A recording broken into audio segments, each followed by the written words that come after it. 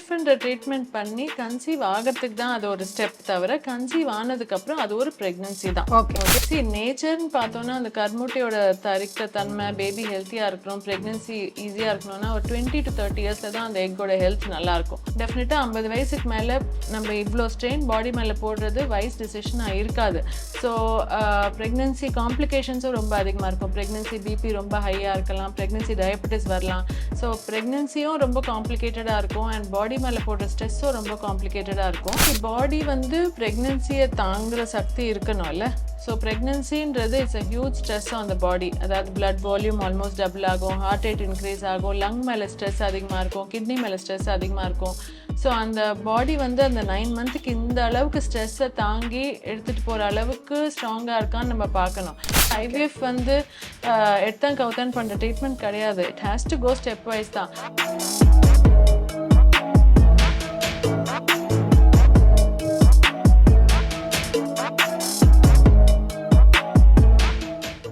Mostly ஐவிஎஃப்னாலே வந்து அது நீங்கள் சொன்ன மாதிரி சிசேரியன் மூலமாக தான் முடியும் அப்படின்ற மாதிரியாக தான் வெளியில் நிறைய பேரோட டாக் இருக்குது. ஆனால் நீங்கள் சொல்கிறீங்க சுகப்பிரசவத்துக்கு வந்து இதில் நிறைய சாத்தியம் இருக்குது. அப்போ சுகப்பிரசவம் பண்ணணும் அப்படின்னா நம்ம என்னென்ன மாதிரியான விஷயங்கள்லாம் முதல் கவனம் செலுத்தணும் மேம்? ஐவிஎஃப்ன்ற ட்ரீட்மெண்ட் பண்ணி கன்சீவ் ஆகிறதுக்கு தான் அது ஒரு ஸ்டெப் தவிர கன்சீவ் ஆனதுக்கப்புறம் அது ஒரு ப்ரெக்னன்சி தான். Okay so urine test positive ஆயிடுச்சு, பிளட் டெஸ்ட் பாசிட்டிவ் ஆயிடுச்சு, ஒருத்தவங்க ப்ரெக்னென்ட் அப்படின்னு டிசைட் ஆயிடுச்சுன்னா அப்புறம் அவங்களோட ப்ரெக்னன்சி ஜேர்னி எப்படி இருக்கும்ன்றது depends on their physical factors தான். அவங்க ஏஜ் என்ன, அவங்களுக்கு ப்ரீவியஸ் காம்ப்ளிகேஷன் என்ன, இது சிங்கிள் ப்ரெக்னன்சியா ட்வின் ப்ரெக்னன்சியா, அவங்களுக்கு ஏதாவது மெடிக்கல் காம்ப்ளிகேஷன்ஸ் ஆல்ரெடி இருக்கா, ஆல்ரெடி பிபி சுகர் ஏதாவது இருக்கா, இந்த டேட்டா வச்சு தான் அவங்களோட ப்ரெக்னன்சி எப்படி போகும்ன்றது டிசைட் ஆகும். ஸோ அவங்களுக்கு எந்த காம்ப்ளிகேஷனும் இல்லை, யங்கர் ஏஜ்க்கு singleton pregnancy, BP sugar thyroid எதுவும் இல்லைன்னா அவங்க நார்மலாக ஒரு நேச்சுரலாக ப்ரெக்னென்ட் ஆனால் எப்படி அந்த ப்ரெக்னன்சியை கொண்டு போவோமோ அதே மாதிரி தான் கொண்டு போகணும். அதாவது 3 மாதம் ஓரளவுக்கு கொஞ்சம் ரெஸ்ட்டில் இருக்கணும், அதுக்கப்புறம் வாக்கிங் ஸ்டார்ட் பண்ணலாம், ஃபிசிக்கல் ஆக்டிவிட்டி ஸ்டார்ட் பண்ணலாம், யோகா ஸ்டார்ட் பண்ணலாம், ப்ரெக்னன்சி எக்ஸசைஸ் ஸ்டார்ட் பண்ணலாம், வாக்கிங் போகலாம், ஸ்டெப்ஸ் ஏறலாம். நார்மலாக இருந்துட்டு அவங்களுக்கு நார்மல் டெலிவரி கூட ஆகும். ஸோ ஒரு 35 or 36 இயர்ஸ் லேடி ப்ரெக்னென்ட் ஆன ஐவிஎஃப் மூலியமாகவும் சரி, இல்லை நார்மலாக கன்சீவ் ஆனாலும் சரி, அவங்களுக்கு ஆல்ரெடி ப்ரீ எக்ஸிஸ்டிங் காம்ப்ளிகேஷன் இருந்துச்சுன்னா அவங்களுக்கு ஒரு ஸ்டெப்லேயும் ரெஸ்ட்ரிக்ஷன் இருக்கும்.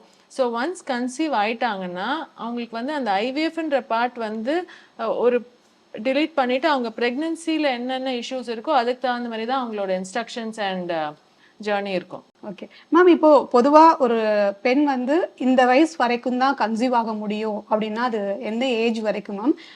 அந்த மாதிரி என்னென்ன விஷயங்கள் இருக்கு மேம் அதில்? சரி, நேச்சர்னு பார்த்தோன்னா அந்த கருமுட்டையோட தரிக்கிற தன்மை, பேபி ஹெல்த்தியாக இருக்கணும், ப்ரெக்னன்சி ஈஸியாக இருக்கணும்னா ஒரு 20 to 30 இயர்ஸில் தான் அந்த எக்கோட ஹெல்த் நல்லாயிருக்கும். 30 வயசுக்கு தாண்டியாச்சுன்னா அவங்க எக்கோட குவாலிட்டி அண்ட் எக்கோட என்ன ஜெனட்டிக் ப்ராப்ளம்ஸ் எல்லாம் அதிகமாகிட்டே வரும். இப்போது ஜென்ரலாக 40 இயர்ஸுக்கு மேலே நேச்சுரல் கன்செப்ஷன் வந்து கொஞ்சம் கஷ்டம்தான். 45க்கு மேலே நியர்லி இம்பாசிபிள். அதாவது எக்கெல்லாம் ஆல்மோஸ்ட் மெனோபாஸ் ஸ்டேஜ் வந்ததுனால அந்த 45 கழிச்சு natural pregnancies nearly impossible. So 40 வரைக்கும் natural pregnancies are possible. And 50க்கு மேலே ஈவன் ட்ரீட்மெண்ட் மூலிமா கூட 50 வயசுக்கு மேலே ப்ரெக்னன்சி வச்சுக்கிறது அவ்வளோ அட்வைசபிள் கிடையாது. அண்ட் ஆஸ் அ ஃப்ரெட்டர்னிட்டி நாங்கள் மெடிக்கல் ஃபீல்டில் 50 வயசுக்கு மேலே அவ்வளோவா என்கரேஜ் பண்ணுறதில்ல கன்செப்ஷனுக்கு. ஓகே, ஆனால் 50 வயசுக்கு மேலே வர்றவங்க இருக்காங்களா மேம் ஐவிஎஃப் ட்ரீட்மெண்ட்டுக்காக? ஒரு சில சூழ்நிலை அவங்கள கொண்டு வருது. சம்டைம்ஸ் டெத் ஆஃப் அ சைல்டோ சில இஷ்யூஸ்னால அவங்க வந்து டிஸ்கஷன் இருக்கும். பட் ரெக்கமெண்டேஷன் அந்த மாதிரி சாத்தியமான கேசஸ் இருக்கா மேம்? நம்ம நியூஸ்ல நீங்க இன்டர்நெட் பார்த்தீங்கன்னா இருக்கும் 65 இயர்ஸ் 67 இயர்ஸ். பட் நீங்க யோசிச்சு பாருங்க, அந்த குழந்தைய அந்த ஏஜ்ல அவங்க பிறந்தாங்கன்னா அந்த பாப்பா வளர வளர சோஷியலா நிறைய இஷ்யூஸ் இருக்கும் இல்ல? கண்டிப்பா. As a field, as a medical fraternity நாங்க 50 வயசுக்கு மேல என்கரேஜ் பண்றது அவ்வளோ இல்லை. பட் ரிக்வெஸ்ட் இருக்கு. ஒருத்தரோட சூழ்நிலை டிஃப்ரெண்ட்டாக இருக்கும், அவங்களோட ப்ராப்ளம்ஸ் டிஃப்ரெண்ட்டாக இருக்கும், ரிக்வெஸ்ட் இருக்கும். பட் கவுன்சில் பண்ணி we have to talk about it. So ஒரு மருத்துவரா அந்த மாதிரி வர கேஸ்களுக்கு நீங்கள் கொடுக்கக்கூடிய அட்வைஸ் என்னவா இருக்கும் மேம்? ஒரு 50க்கு மேலே வர்றாங்க, ட்ரீட்மெண்ட்டுக்கு வரணும்னு ஆசைப்படுறாங்கன்னா ஸோ அவங்களுக்கு நீங்கள் கொடுக்கக்கூடிய அட்வைஸ் என்னவா இருக்கும் மேம்? பாடி வந்து ப்ரெக்னன்சியை தாங்குகிற சக்தி இருக்கணும்ல. ஸோ ப்ரெக்னன்சின்றது it's a huge stress on the body. அதாவது பிளட் வால்யூம் ஆல்மோஸ்ட் டபுள் ஆகும், ஹார்ட் ரேட் இன்க்ரீஸ் ஆகும், லங் மேலே ஸ்ட்ரெஸ் அதிகமாக இருக்கும், கிட்னி மேலே ஸ்ட்ரெஸ் அதிகமாக இருக்கும். ஸோ அந்த பாடி வந்து அந்த 9 மந்த்துக்கு இந்த அளவுக்கு ஸ்ட்ரெஸ்ஸை தாங்கி எடுத்துகிட்டு போகிற அளவுக்கு ஸ்ட்ராங்காக இருக்கான்னு நம்ம பார்க்கணும். டெஃபினட்டா 50 வயசுக்கு மேல நம்ம இவ்ளோ ஸ்ட்ரெயின் பாடி மேல போடுறது வைஸ் டிசிஷனா இருக்காது. ஸோ பிரெக்னன்சி காம்ப்ளிகேஷன்ஸும் ரொம்ப அதிகமா இருக்கும். பிரெக்னன்சி பிபி ரொம்ப ஹையா இருக்கலாம். பிரெக்னன்சி டயபெட்டிஸ் வரலாம். ஸோ பிரெக்னன்சியும் ரொம்ப காம்ப்ளிகேட்டடா இருக்கும். அண்ட் பாடி மேல போடுற ஸ்ட்ரெஸ்ஸும் ரொம்ப காம்ப்ளிகேட்டடா இருக்கும். ஸோ இந்த மாரி டிஸ்கஷன் தான் யூசுவலா இருக்கும் பேஷண்ட்ஸோட. So we discuss and then decide what to do. So individual பேசிஸ்ல தான் நம்ம டிசைட் பண்ணணும். மேம் இப்போ ஒரு 23, 25 அந்த ஏஜ்லேயே மேரேஜ் பண்ணிட்டு ஒரு 2 இயர்ஸ் குழந்தை இல்லைன்னா கூட உடனே ஐவிஎஃப் ட்ரீட்மெண்ட்டுக்கு வந்துடலாம் அப்படின்னு வர்றாங்க. ஸோ அந்த மாதிரியான இப்போ வர கேசஸ்க்கு வந்து நீங்கள் வந்து இல்லை கொஞ்சம் வெயிட் பண்ணி பார்க்கணும்னு அட்வைஸ் கொடுப்பீங்களா, இல்லை நீங்கள் ஐவிஎஃப் ட்ரீட்மெண்ட்டே ப்ரிஃபர் கண்டிப்பா வந்து the decision to go for any treatment வந்து மெடிக்கலா தான் இருக்கணும். அதாவது ஐவிஎஃப் வந்து எடுத்தான் கவுத்தான் பண்ற ட்ரீட்மெண்ட் கிடையாது. It has to go stepwise தான். ஸோ பேஸ் லைனா ஃபர்ஸ்ட் டெஸ்ட் பண்ணி எங்க இஷ்யூ இருக்குன்னு ஐடென்டிஃபை பண்ணணும், அதை சால்வ் பண்ண ட்ரை பண்ணணும். அண்ட் தென் வேற ஏதாவது பிரச்சனை இருக்கா, அவங்க எக் குவாலிட்டி நல்லா இருக்கா, டியூப்ல எதுவும் பிளாக் இல்லையா, அவங்க ஸ்பெர்ம் குவாலிட்டி நல்லா இருக்கான்னு ஸ்டெப்பா பண்ணிட்டு தான் இமீடியட்டா ஐவிஎஃப் பண்றது is not a wise decision. ஒருத்தவங்களுக்கு ஐவிஎஃப் பண்றோம்னா அது கண்டிப்பா நெசசரியா, அவங்களுக்கு அவசியமா, வேற சிம்பிள் ட்ரீட்மெண்ட்ஸ் எல்லாம் நம்ம ட்ரை பண்ணிட்டோமா, அது எதுவும் ஒர்க் அவுட் ஆலையான்னு பார்த்துட்டு தான் it has to be a stepwise decision only. Okay. நீங்க பேசும்போது இந்த ஃபெலோப்பியன் டியூப் பிளாக் பத்தி சொன்னீங்க. அதை பத்தி எங்களுக்கு கொஞ்சம் எக்ஸ்பிளைன் பண்ண முடியுமா? அதனால என்னென்ன பிரச்சனைகள் வருது, எதனால மேம் வந்து இந்த குழந்தையின் கரு நிக்கிறதுன்றது தடைபடுது, அதனால எதுவும் தடைபடுறதுக்கு வாய்ப்பு இருக்கா மேம்? சரி, கருக்குழான்றது ஒரு பைப் மாதிரி, ஒரு 10 சென்டிமீட்டருக்கான பைப். அந்த கருமுட்டை உருவார இடத்துக்கும் கர்ப்பைக்கும் நடுவில் இருக்கிற ஒரு பைப் அது. அந்த பைப்ல தான் கருமுட்டை வந்து கர்ப்பைக்கு வந்து சேரும். ஸோ அந்த கருக்குழா அடைப்பு வந்து நிறைய ரீசன்ஸ்னால வரலாம். ஒரு சில டைம் சின்ன வயசுல ஏதாவது இன்ஃபெக்ஷன்னால, அப்பெண்டிக்ஸ் இன்ஃபெக்ஷன்னால, இல்லை ஏதாவது கர்ப்பை பக்கத்தில் ஏதாவது சர்ஜரி பண்ணதுனால, குடல் ஆப்ரேஷன் பண்ணதுனால, ஸோ வேரியஸ் ரீசன்ஸ்னால அந்த அடைப்பு ஏற்படலாம் அந்த கருக்குழால. கருக்குழாயில் அடைப்பு செக் பண்ணுறது வந்து நாங்கள் ஹெச்எஸ்ஜின்னு ஒரு டெஸ்ட் மூலிமா பண்ணுவோம். அதாவது கீழே இருந்து டை செலுத்தி 2 பக்கமும் ஃப்ரீயாக வருதான்றது எக்ஸ்ரே எடுத்து பார்ப்போம். இல்லைன்னா லாப்ரோஸ்கோபி மூலிமா கூட அந்த கருக்குழா அடைப்பு செக் பண்ணலாம். கருக்குழா 2 கருக்குழாலையும் அடைப்பு இருந்ததுன்னா அப்போ இயற்கையாக நிற்கிறது ரொம்ப வாய்ப்பு கம்மி. ஏன்னா அந்த கருமுட்டை இருக்கும், கர்ப்பை நல்லா இருக்கும், பட் அந்த எக் அங்கே ட்ராவல் பண்ண முடியாதனால கன்சீவ் ஆகாமல் இருப்பாங்க. ஸோ அந்த பைலாட்ரல் டியூபல் பிளாக்ன்ற சுச்சுவேஷனில் ஐவிஎஃப் தான் ஒரே ஆப்ஷனாக இருக்கும். ஓகே. இப்போ அதை எப்படி அந்த பிளாக் கிளியர் பண்ணிட்டு தான் நீங்கள் அந்த சிகிச்சையை கொடுப்பீங்களா மேம், இல்லை அது பிளாக் அது பார்த்துட்டு இருந்தாலும் நீங்கள் சிகிச்சை வந்து? பிளாக்கு கிளியர் பண்ணுறது ரொம்ப கஷ்டம். ஏன்னா ஃபெலோப்பியன் டியூப்ன்றது 1 மில்லிமீட்டர் 2 மில்லிமீட்டர் டயா தான். ஸோ அதை கிளியர் பண்ணுறது யூஸ்வலாக ரொம்ப கஷ்டமான விஷயம் தான். ஸோ அதை பைபாஸ் கேசஸ்க்கு நார்மல் டெலிவரி ஆக வாய்ப்பு இல்லை? கண்டிப்பா. மேல் factor infertility and tubal factor, இந்த 2 ஃபேக்டர்ஸுக்கு நாங்கள் ஐவிஎஃப் பண்ணும்போது கண்டிப்பாக நார்மல் டெலிவரிக்கு நிறைய again depends on the age.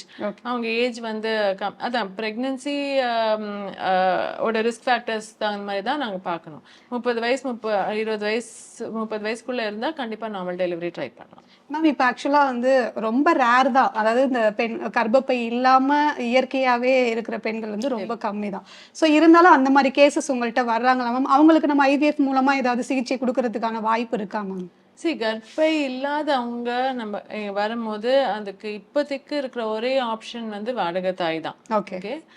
Uterine டிரான்ஸ்பிளான்ட்ன்றது இப்போ பண்றாங்க, இந்தியாவில் பண்றாங்க. பூனால ஒரு டாக்டர் பண்றாரு, நிறைய சக்சஸ் வருது. But it's still in a lot of research stage தான். ஸோ பண்றவங்க எல்லாருக்குமே யூட்ரஸ் டிரான்ஸ்பிளான்ட் பண்ணி அது கண்டிப்பா அது ஒர்க் ஆகும், கன்சீவ் ஆகும், பிரெக்னன்சி தாங்கக்கூடிய அளவுக்கு அந்த பாடி அந்த யூட்ரஸ் ஏற்றுக்கோன்றது இன்னுமே ரிசர்ச் ஸ்டேஜில் தான் இருக்கு. But it is being done. But general பாப்புலேஷனுக்கு வந்து எங்ககிட்ட எந்த ஆப்ஷனும் இல்லை எக்ஸப்ட் வாடகை தாய் தான். ஸோ அஃப்கோர்ஸ் வாடகை தாய் இப்போ நிறைய லீகாலிட்டிஸில் இருக்குது, நிறைய கவர்மெண்ட் ரூல்ஸ் ரொம்ப ஸ்ட்ரிக்டாக இருக்குது. பட் அதுதான் ஒரே ஆப்ஷனாக இருக்கும். ஏன்னா யூஸ்வலாக யூட்ரஸ் இல்லாமல் இருக்கிறவங்களுக்கு கூட ஓவரிஸ் நல்லா இருக்கும். ஸோ ஐவிஎஃப் மூலிமா, வாடகை தாய் மூலிமா ப்ரெக்னன்சி அவங்க ஜெனட்டிக் பேபி அவங்க வச்சுக்கிறதுக்கு பாசிபிலிட்டி இருக்குது. Okay ma'am. இப்போது ஐவிஎஃப் ட்ரீட்மெண்ட்டாக இருக்கட்டும், இல்லை நேச்சுரலாக கருத்தரிக்கலாக இருக்கட்டும், அந்த ஆரம்ப கட்டத்தில் வந்து அவங்க என்னென்ன மாதிரியான உணவுகள் எடுத்துக்கணுன்றத ஒரு தெளிவு இருக்கணும்ல மேம்? ஸோ என்னென்ன மாதிரியான உணவுகள் எடுத்துக்கலாம் மேம்? எதை மேம் தவிர்க்க வேண்டிய உணவுகள் என்னென்ன ma'am? See, diet in pregnancy வந்து யூஸ்வலாக பிஃபோர் கெட்டிங் ப்ரெக்னென்ட்டே வெயிட் வந்து நார்மல் பிஎம்ஐ நார்மலாக வச்சுக்கோங்க, ஓவர் வெயிட்டாக இருக்காதீங்க, ஹெல்த்தி ஃபுட்டாக சாப்பிடுங்கன்ற மாதிரி சொல்லுவோம். அண்ட் ஃபர்ஸ்ட் 3 மந்த்ஸுக்கு வந்து ஜென்ரலாக டேப்லெட்ஸ்ன்னு பார்த்தீங்கன்னா ஃபோலிக் ஆசிட் அடிக்குவட்டாக இருக்கணும். நேச்சுரல் சோர்சஸ் ஆஃப் ஃபோலிக் ஆசிட்னா யூஸ்வலாக க்ரீன் லீஃபி வெஜிடபிள்ஸ் எல்லாத்துலேயுமே ஃபோலிக் ஆசிட் இருக்கும். ஸோ அதை மாத்திரம் நம்புறதில்ல, நாங்கள் ஃபோலிக் ஆசிட் டேப்லெட்டும் யூஸ்வலாக கொடுக்குறோம். தேர்ட் மந்த்லேருந்து நார்மல் ஹெல்த்தி டயட் எடுத்துக்கணும், நிறைய வெஜிடபிள்ஸ் எடுத்துக்கணும், 1 or 2 சர்விங்ஸ் ஆஃப் ஃப்ரூட்ஸ் எடுத்துக்கணும், நட்ஸ் எடுத்துக்கணும், டபுள் மடங்காக சாப்பிடணும்னு கண்டிப்பாக அவசியம் இல்லை. அவங்க யூஸ்வலாக சாப்பிட்ற ஹெல்த்தி டயட், பட் ஜங்க் ஃபுட்டோ இல்லை ரொம்ப ஸ்வீட்ஸோ சாக்லேட்ஸோ அவாய்ட் பண்ணணும். Pregnancy diabetes we are seeing quite often. So அந்த டயபெட்டிஸ் தடுக்கணும்னா நம்ம ஈவன் பிஃபோர் கெட்டிங் ப்ரெக்னென்சி டயபெட்டிஸ்ன்னு டயக்னோஸ் பண்ணுறதுக்கு முன்னாலே டயட்டில் கொஞ்சம் ஸ்வீட்ஸ் சாக்லேட் ஸ்வீட் ஐட்டம்ஸ்லாம் கொஞ்சம் ரெஸ்ட்ரிக்ட் பண்ணியாச்சுன்னா அவங்க ப்ரெக்னென்சி டயபெட்டிஸ் வராமல் அவங்க சேஃப்கார்ட் பண்ணிக்கலாம்.